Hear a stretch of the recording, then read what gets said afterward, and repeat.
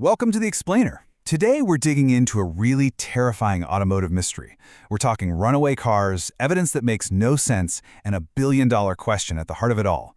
Was it human error, a simple mechanical flaw, or was it something else, a ghost in the machine? And let me tell you, the answer has some huge lessons for our AI-driven future. So it all just exploded into the public eye on August 28, 2009. The story kicks off with this absolutely gut-wrenching 911 call. You've got a family in a Lexus sedan, and it's accelerating completely on its own. They're telling the operator they are standing on the brakes, but the car just will not stop. The call ends horribly with the sound of the crash. All 4 people inside were killed. That single tragedy became the public face of a much, much deeper mystery. And the thing is, this horrible incident, it wasn't a one-off.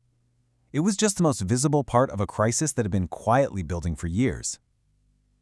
It sparked one of the biggest, most complicated automotive recalls in history, and it all boiled down to one single, terrifying question.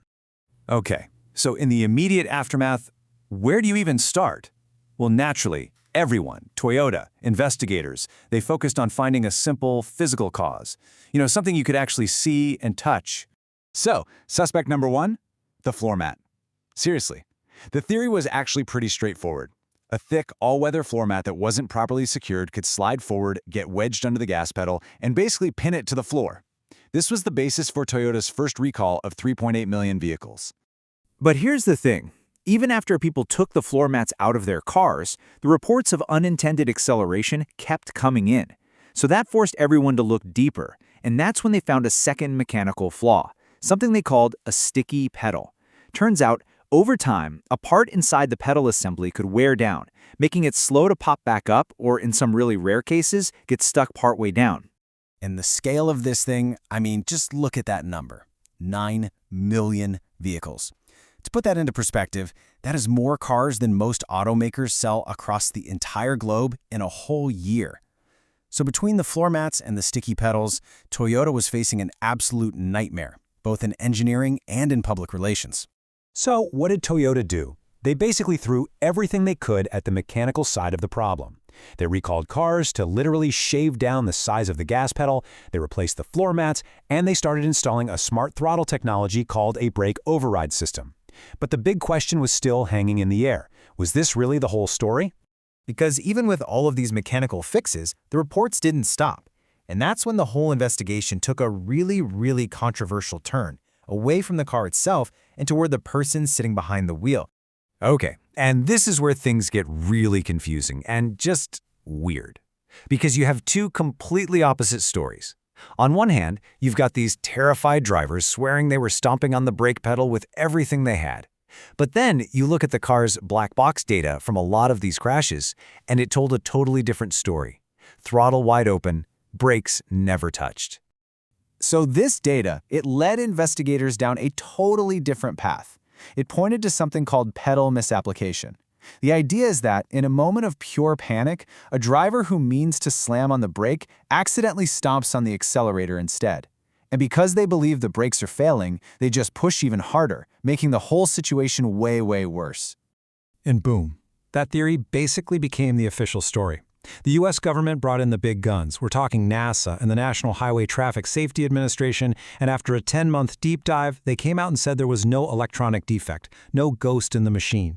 The causes, they said, were the mechanical problems we talked about and, maybe in some cases, driver error. For them, the case was closed. But you guessed it, the case was not closed, not by a long shot. Because while the government investigation was over, the story was just getting started in a totally new place, the courtroom. And in there, a completely different and frankly shocking conclusion was about to emerge.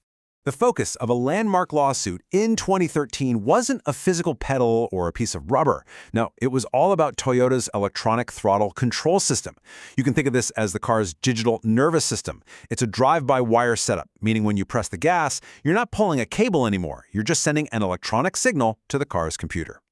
And here's the bombshell. Despite everything the government investigators had said, a jury in Oklahoma, after being presented with a ton of new evidence, came to the exact opposite conclusion.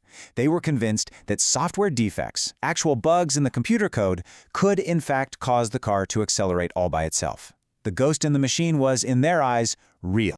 So software experts who testified in the case, they'd spent years picking apart Toyota's code, and what they found, they said, was that it was dangerously flawed. They talked about things like a stack overflow. Think of it like the car's short-term memory getting so cluttered that it starts messing up critical jobs.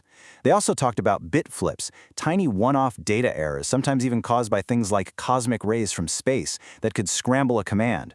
And they argued that either of these things could create a pathway for the throttle to open on its own, mainly because the software just didn't have enough fail-safes built in. So that verdict just blew the whole official story out of the water. It left us with two completely conflicting truths and a really powerful lesson, one that's more relevant today than ever before, especially as we start to hand over more and more control to artificial intelligence.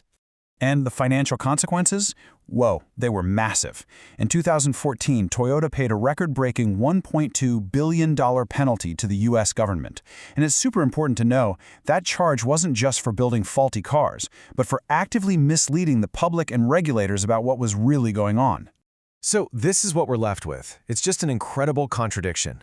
On one side, you have the nation's top scientists and regulators at NASA and NHTSA saying the electronics were fine. And on the other, you have a jury of regular people who, after seeing deep software analysis, said the electronics were absolutely the problem. That conflict is still right at the heart of this whole saga. So what's the big takeaway here? Ultimately, the Toyota crisis was like a canary in the coal mine for our modern digital world. It was really the first major public disaster that proved that in these complex systems we're building, a software bug can be just as deadly as any mechanical failure, and a whole lot harder to find. So as we hand over more control of our lives to code, from self-driving cars to AI and medicine, it leaves us with a critical billion-dollar question. Have we really learned the lesson about the ghosts that can hide inside the machine?